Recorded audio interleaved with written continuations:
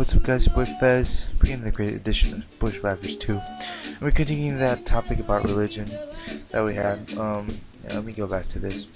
We started a conversation here about this face right here. Where you're like, how do you make that face, right? And it just started up to tell the crowd, hey, I'm recording. Say hello to the YouTube. I think I spelled that wrong, but okay. Let's go back on full screen and we'll come back in like 5 minutes. But last time we were talking straight up about religion, and it was a topic I was really wanting to go into. I didn't want to be like, yeah, religion. No, just not talk about this. I'm planning on just talking about the topic and doing this at the same time, but like not really doing this, as you may say, like really doing it as in talking about the gameplay, but more about what I'm talking about, more about religion, right? So straight up, we talked about religion last time, and I wanted to just stress out on religion when it comes to Christianity. Christianity. I grew up in Christianity. Yes, I am brown. Doesn't mean I grew up as a Hindu or a Muslim or something like that. I grew up in Christianity, faith of Christianity. As a little kid, to be honest with you, when I was born, like as soon as they could get me out of the hospital and bring me home, the first Sunday that I was able to get up, I bet my parents like got me straight into church. That's to tell you how strict of a Christian I was. My aunt is a pastor. My uncle was a pastor. Rest in peace, my dear uncle. But yeah, that's how it was. I grew up around it. I grew up with the community. I grew up like the church was like 2 houses away from me. That's to tell you how close it was. And this is in Trinidad and Tobago, so the way you guys have churching is totally different than how we have churching there. Our churching, it could be like, what can I like close to like how black people do worship here. It's all like loud, very loud, and it's worship at first, and like it's really like really loud, if you want to say it like that. That's how it is in the Caribbean, and I love it. I loved it so much until I moved up here, and things started to change a little bit. I started to learn. To be honest with you, I learned more about religion here than I did when I was in the Caribbean. I learned more about Muslims and Hindus and all of that stuff here. And I grew up in a culture where we were around Muslims, Hindus, and Christians, but we never really talked about it. My parents never sat down and was like, well, this is what the Muslims believe in, and well, this is what the Hindus believed in. They never did that. We just like took upon ourselves, well, I thought straight off the back Indians were like they just worship all these different gods, and that's what it is. But the Muslims, it was a totally different story to me when I started going to school here. They were worshiping the same God as me. They were worshiping God, Allah, which is God, a messenger, an angel came to Muhammad and told him to write down the Quran, and that's how the Quran was formed and created. And in Christianity, we would never really learn that. I thought it was like some weird thing they were doing, and my dad never talked about it. No one ever talked about it in my family, to be honest with you. And I have family who are Muslims, they are Muslims. They're really nice people. Very strict about their religion, but very nice people. Now back to Christianity. The Christian faith, as we saw it, was mostly like really churchy. If you're not a part of the church, then you're not a part of God. Like the Priest, you know the movie Priest? It's really like that. It's like if you go against the church, you go against God. If you go against the teachings of the church, you go against God. I think that's really not what Christianity should be based on. Christianity is not supposed to be based on you having to go to church every day and the Bible telling you have to go to church. If the Bible says you have to go to church every day, but you know in your heart that going to church is not working out for you, then what are you going to do? Are you going to go to church, or are you going to listen to that thing in your heart that's telling you not to go to church? Just read the Bible and understand the words, what would you listen to? Yes, I would listen to what my heart says. Even though the Bible says to go to church every day, I'm not gonna go to church every day. I had a problem with this. My dad is so against me when I say this. A lot of my family members are against me when I talk about this. Um, but that's how I believe it. I never like we were formed. The fate of Christianity is like they make you believe certain parts of the Bible, but those certain parts of the Bible are out of context. Like they might say, thou shalt not get, like, not even a commandment. They might say, oh, it's against your Christianity to get a tattoo. And then they say, oh, it's because back in the day, in Jesus' time, well, before Jesus' time, the people would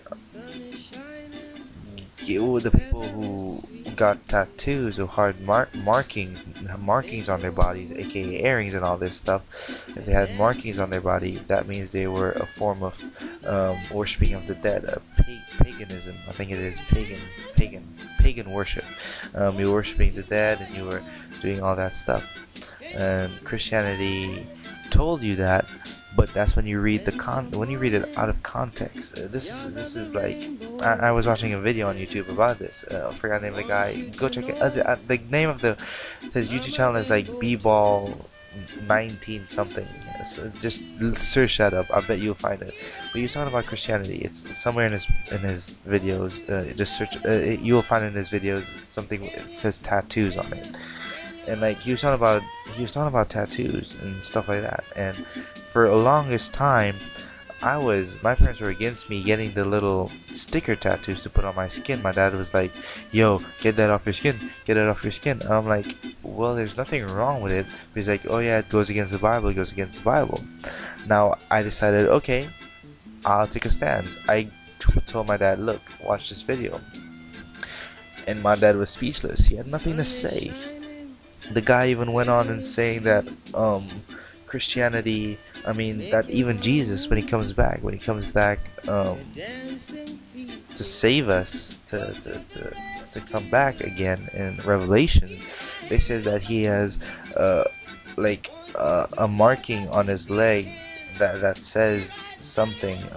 I forgot what he said, but it says something that's like really important. And he's like, straight up, they didn't say dry erasing marker, they didn't say Sharpie, they didn't say anything like that.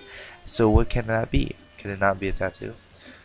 Yep, it could be a tattoo. And we might think of it being wrong to get a tattoo, but I see it as a journey, something that you need to get. And then they say, oh, another part of the Bible where it's like, oh, it's against you're ruining the temple of God. That was totally not what that. Well, out of context, you would think you're ruining the temple of God. Your body is a temple of God, and you're marking up the body of God. But that's out of context. If you read it in context and you follow everything that's written on it, I've never read the entire Bible. I'm not gonna lie to you. I'm a Christian, but I've never read the Bible. The furthest I've ever read was Genesis 1 and 2, and then I was like, I can't focus and read this. I think like I have ADHD or something. I couldn't focus and read the Bible at the same time. It was not like something I would not want to do, but not something that I am focused to do right now in my life. So the Bible, it gives you teachings, but so do a lot of people today. A lot of people that walk around, or I mean like, not walk around, but a lot of people who are political, who stand up for their rights and stuff like that. They don't just like go out there and just have random scriptures. They think about, I mean, not, they don't look at the Bible and be like, okay, I'm going to take this from the Bible and apply it to my life. Gandhi, for crying out loud, he has so many quotes and stuff like that to help people, but it has nothing to do with him reading the Bible. Gandhi, for one, wanted to be a Christian, wanted to baptize, wanted to do all of this, but the people rejected him because of how he appeared and came into the church. Now, to me, that's just wrong. I don't know to you, but that's just wrong, right? And you can't really help that at all. that people will deny him. I can tell you, it's not like it doesn't happen today. It happens today every time. I'm not bashing the Caribbean, but I went to my church and this is a story, a little story right now. I went to my grandmother's church. I went back to the Caribbean. I'll close with this. Let's close with this. Go back to this one. Oh crap! What I do? Okay. So I came back to the Caribbean for Christmas. I think it was for Christmas. No, not for Christmas. It was for summer. I came out to the Caribbean for summer. This was 2 years ago. 2 years ago. I might be going back this Christmas this Christmas, 2013. But I went back 2 years ago to the Caribbean. Went to my grandmother's church. Um, Normally, there's someone thing in the Bible that says, "Come as you are," right? Well, I was not really welcomed as I was, to be honest with you. Like, let me explain. Like, I walked in the church. I was in the back, sitting in the back, right side of the church. This a small church. It seats like 80 people. Not that big, like less than 80, about 50. Seats a small amount of people. And I'm sitting there. The pastor is doing his sermon. He's preaching and all that stuff. And I'm just sitting there, listening to the message, listening to what he has to speak about. And straight up, after the message, normally they call up people for prayer or if they and stuff like that. So I'm like, okay, that's okay. I'm accustomed to that. But the thing that this pastor did is that he was looking at me the entire time during the sermon, and I was thinking to my head, what is wrong with this guy? Not in those words, maybe vulgar words more, but I was thinking, what is wrong with this guy? Why does he keep on looking at me? It's weird to know that someone is actually looking at you. The pastor, for one, is actually looking at you during the sermon, and you're like, why are you looking at me, man? And I was just surprised. I was to think that he would be looking at me the entire sermon, right? And he looked at me. This is after the sermon, during prayer time, and he looked at me, pointed at me, and called me up.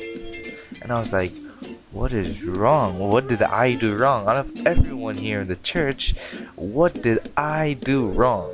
This was running through my mind. What did I do wrong? I was not freaking out, but my heart started racing off, and I'm thinking, does he know something? Does he read minds or something? And he called me up for prayer, and the first thing he asked me is like, "Are you a Christian?" And I'm like, "Yeah." No, wait, he didn't even ask me that. He was just like, came up, got two other guys, two younger guys, or two guys my age, got them, made us go up there, and he started praying for us.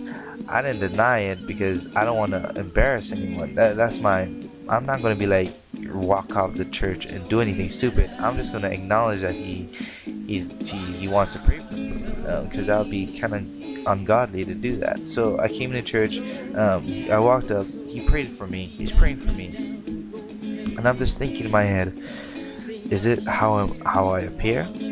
Are they judging me and stuff like that? And a few minutes after the sermon, after the preacher, like, we talk in church like everyone else does, the 5 minutes that you talk in church after church. And he called me and he's like, "Hey, how are you doing? Are you a Christian?" This is when he asked me, "Are you a Christian?" and stuff like that. I'm like, "Yeah, I'm a Christian. I baptized in blah blah blah in this church in the Caribbean." And you know what he did? He looked at me like he was puzzled in a way, and then he walked away. He didn't even try to carry on a conversation with me. He just looked at the other person and just started talking to them, and totally forgot about me. And I'm like, what are you doing? Is this like some hypocritical thing? And I'm just standing there thinking, okay, it has to be what I'm wearing on. The moral of the story is that Christian people judge you a lot. There's a lot of judgment in the Christian faith. You can go to a multiple of churches and you might think, oh, your church is different, but it's not. You might be sitting in the church, you might see a girl coming with a girl dressed as like a hooker, and you're gonna be like, oh my god, what is she doing in church? Blah blah blah. But you don't realize that she's trying to make an effort to come to church, to try and become a Christian or try to follow Jesus Christ. You know what I'm saying? For you to judge her on her appearance, that's just wrong. I, for one, have judged people like this back in the day. But there's always a time for you to learn and for you to stop that. If you're listening to this and you're just gonna be like, oh, whatever, forget about this, I don't wanna hear this, then you're being ignorant. You gotta understand, you can't just be like judging people just on how they look, man. I can tell you this, I came up to America and people judged me just because I'm brown. They thought straight up I'm a Muslim and I'm going to bomb America. Straight up, people said that. I'm like, what the F is wrong with you people? What is wrong with you people? Why would you think that off the bat? And they're like, where are you from then? And I tell them straight up, from the Caribbean. As soon as I say that, guess what's the second thing they think about? They think about weed. They think about dro. They think about the purple kush. They think about anything that gets you high. And I'm like, well, I'd rather be people call me the high guy than to be called terrorist. Straight up, any day. And I didn't deny getting high or anything, but I've never smoked weed. Straight up, never smoked weed to say I've gotten high off of weed. And but I acknowledge and take it in that, okay, they accept me for being the guy who smokes weed or the guy who knows about weed. I said, okay, I'll research on weed. Now that's another story I'll have to tell you guys. But this is about Christianity for now. We're gonna talk about Muslims and Hindus in the other two videos, which will be going up soon, right? Yeah, very soon. So this was just about Christianity. I hope you guys didn't really want to watch the gameplay, but just really wanted to hear what I had to say. So Christianity, they judge you a lot. I think every religion judges you a lot. We'll say about Muslims and Hindus. I haven't come across Muslims and Hindus judging me because they're all very nice people. Maybe the Hindus. My sister told me stuff about the Hindus and how they judge people, not like how they talk about each other based on stuff. I'll talk about Hindus. Let's say that we'll talk about Hindus the next conversation. Talking about Hindus next conversation. So it's over, guys. It's over, guys. The recording is at its end. So yeah, thank you, excuse me for burping there, but thanks for listening. If you're based on more from a listener than someone who watches the gameplay, please write in the comment section below that you do that. Please, if you'd like to hear more topics like this, please subscribe and stuff like this. I know people like little stories. If you'd like me to keep on doing this with this as a series with the Bushwhacker / me talking about this kind of stuff, then please like the video so I can know something, or comment on the video, or just please, I need you guys to show me that you understand what I'm saying and you can like continue upon what I'm talking about, right? I'm not here to judge anyone. You can be Hindu, Christian, Muslim, Hindu, Christian, Muslim, yeah, Hindu, Christian, Muslim, or you can be atheist, anything. For one, I'm not gonna be like, oh, I'm not gonna talk to you anymore. I'm gonna be this one who's gonna be like, okay, we can be friends, whatever, it doesn't matter, we can be friends. So yeah, talk to you guys later. I love you guys. Peace and pot, and have happy week. And 420 is coming up in approximately 16 days. Hope you guys are ready for that day. Boyfest saying, signing out. I love you guys. Peace out. Wait, wrong thing.